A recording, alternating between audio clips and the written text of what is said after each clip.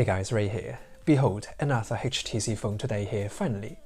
It's not necessarily like the top-end flagship phone from HTC, it's actually the U19e. It runs on a Snapdragon 710 processor with 6GB of RAM, but then still got a really well-built chassis with a one-of-a-kind beautiful, classy, elegant design in a really thin profile. If you're into a phone that is not that power-hungry but then still got a top-notch design and build quality, here you go, HTC's got you covered. Let's dive right into it. Alright, start off with the design. It's actually got a really similar design logic as probably the U12 Plus or maybe even the U11 Plus as well. That is actually got a dual glass panel on the front and the back with a aluminium frame.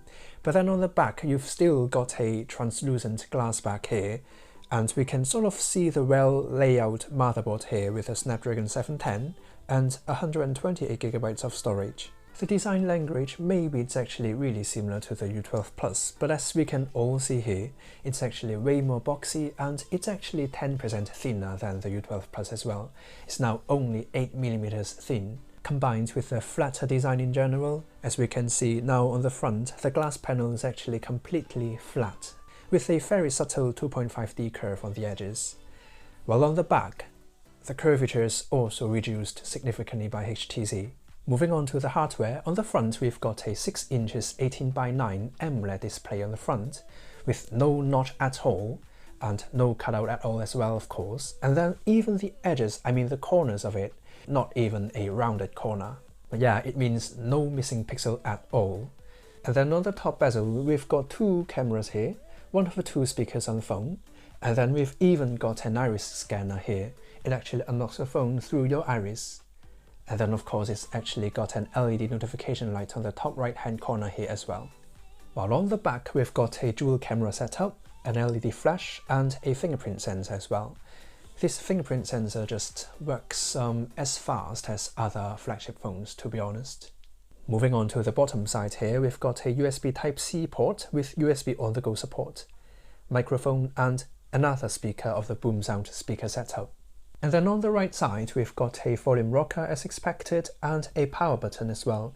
It's even got a dedicated texture on it, so then you'll never miss it.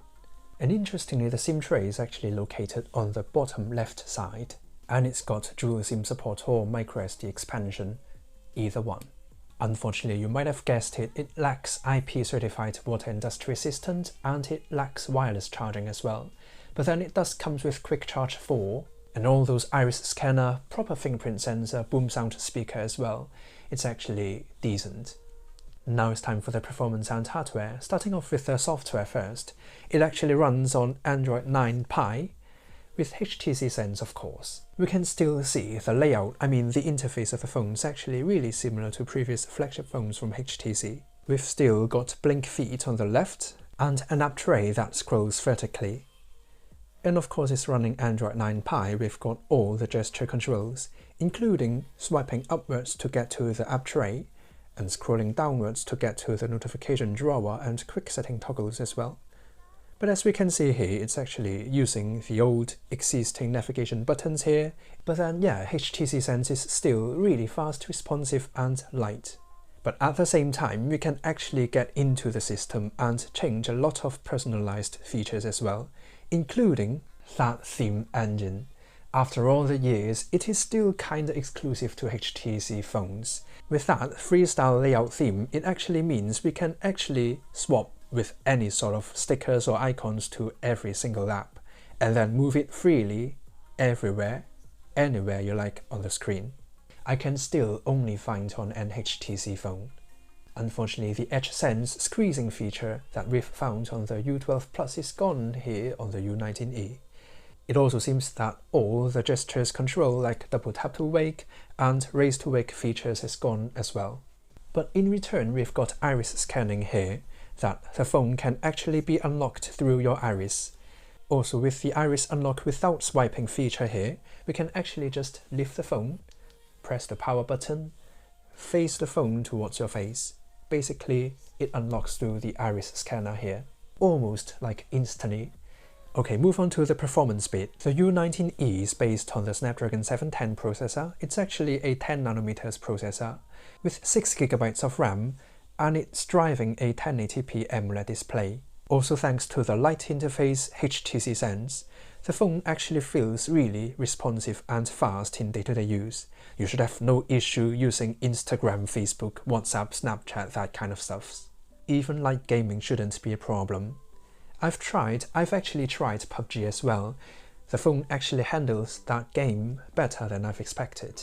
And speaking of gaming, HTC's actually added a game assistant feature here on the U19e with no disturbance, general, minimal disturbance, no disturbance, which is sort of like do not disturb mode. And then for navigation bar lock as well, to avoid pressing the navigation bar accidentally. Performance boost as well. Screen capture and screen recording, which is a nice feature to have on the phone. But unfortunately, it seems like there's no way for me to record my face simultaneously. And last but not least, here we've got the standardized app opening speed test that we run a standardized list of apps on every single tested phone. So then we can compare the performance of each of the phones. And here's how the U19e compared to other flagship phones or maybe mainstream mid-range phone as well.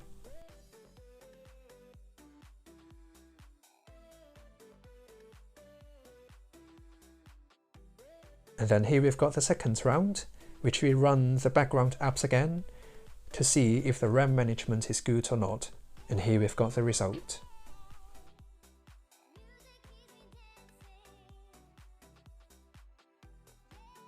All in all, the Snapdragon 710 processor and 6GB of RAM here on the U19e actually produce really promising day-to-day use performance.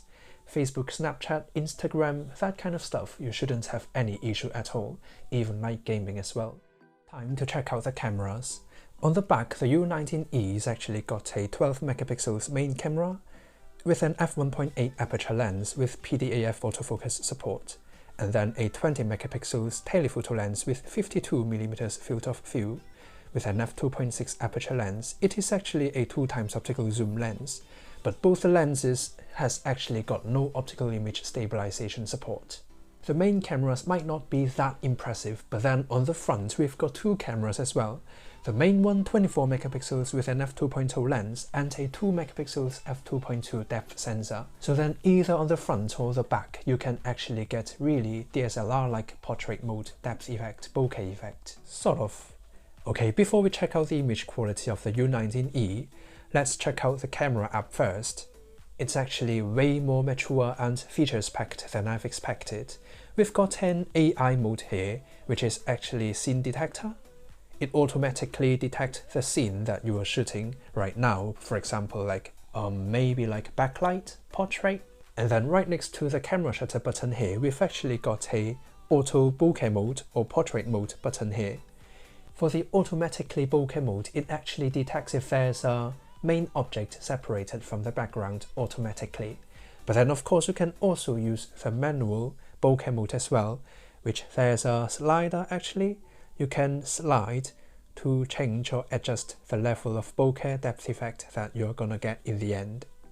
And then of course it's still got a pro mode here, which also got RAW support. And interestingly, it's actually got some presets profiles here. For example, auto, you can then select and set your ISO level, aperture, the shutter speed on your own. But then there's a night mode, which is 1/4 of a second shutter speed and ISO 200 default. And then there's a spot mode and macro mode as well. Alright, move on to the image quality. To start off with the bokeh mode first, we can actually see it works. Bokeh effect is decent, natural. The background is nicely separated with smooth bokeh effect. But then I can still find some imperfections on the images. For example, like the separation of the main object from the background. I can always find some imperfections on the photos.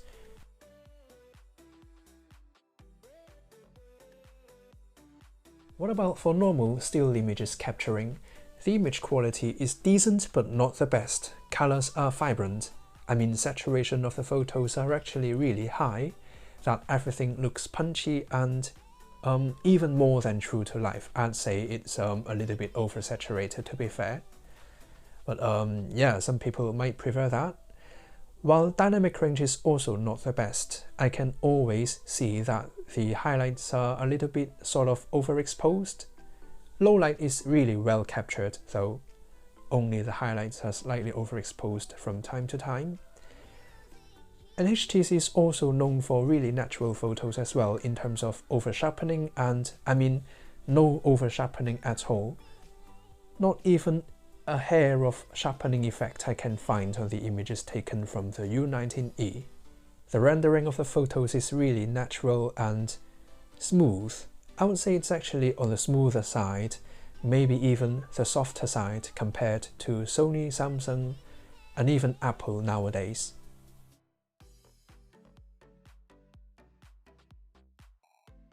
And then it's time for low light photography and night photography. We can still find the same issue here, that the highlight is slightly overexposed. Previous HTC phones tend to do this as well. We might actually have to slightly drag down the exposure value. With an f1.8 aperture, light brightness shouldn't be a problem, and colors are vibrant as well. There's not much noise I can find on the images, but then the level of details can be better. And when we've come to extreme low light scenarios with high dynamic range, yeah, the highlights are just overexposed, and while the low light, the dark area, yeah, plenty of noise. Definitely not the best camera, not the best low light camera out there, but yeah, usable. It takes bright and vivid photos even at night. Video capturing's also a slight disappointment. That 4K 30 frames per second is actually got no stabilization at all. 1080p much better with the software stabilization, but then yeah, it's 1080p.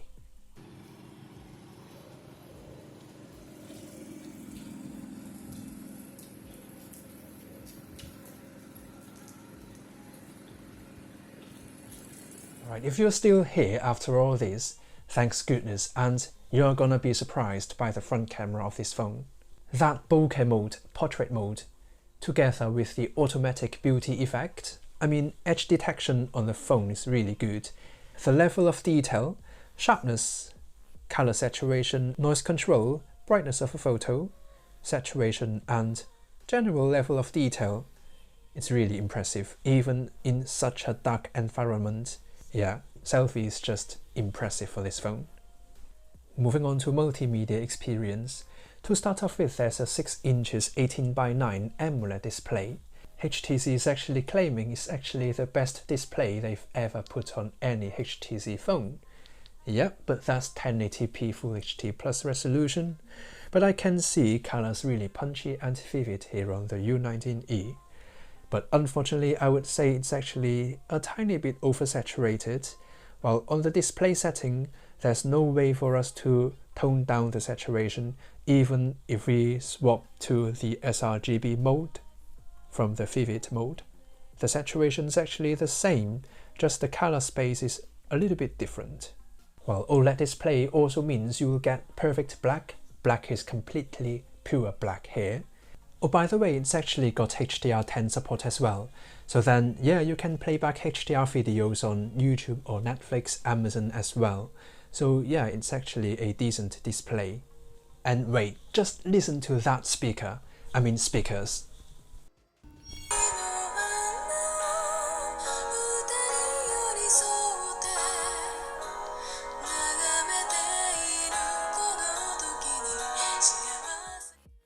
A decent, colourful and vivid AMOLED display, as well as a one-of-a-kind top-notch HTC Boomsound HiFi speaker setup. Multimedia experience is better than I've expected. And finally, let's check out the battery life on this U19e as well. This thin 8mm thin profile actually packs a 3930 mAh battery, driving a more efficient, less power-hungry Snapdragon 710 processor with a 1080p AMOLED display. Battery life on this phone is expected to be brilliant, extraordinary. Well, according to my standardized battery life test that I've watched YouTube for an hour at 50% brightness, played Facebook for another hour at 50% brightness, and in the end played Clash Royale for another hour at 50% brightness as well. Here's how the U19e performed compared to other mainstream flagship and mid-range phones. So here's my final verdict. The U19e is actually really well built, with top-notch build quality and a really glassy, classy, elegant design. It's actually way more boxy than before as well. It's got an iris scanner, face unlock support, 2 front cameras, 2 speakers, a decent display, a decent camera setup on the back as well, but then the cameras on the front is truly amazing and surprising. The Snapdragon 710 processor and Adreno 616 GPU combination might not be the best platform out there, but then yeah, it's less power hungry and it gets the job done. Fair enough. And speaking of getting the job done, the 3930 mAh battery here on the U19e definitely gets the job done, maybe even more than that. All these are packed in an 8mm thin profile. Only if the U19e also features wireless charging and IP-rated, water and dust resistant, it just would be perfect. So it's the end of my video today. Hope you all enjoyed watching my video today and like it if you liked it, and don't forget to subscribe. There will be more videos like this coming up soon, so stay tuned and get subscribed. See you next time.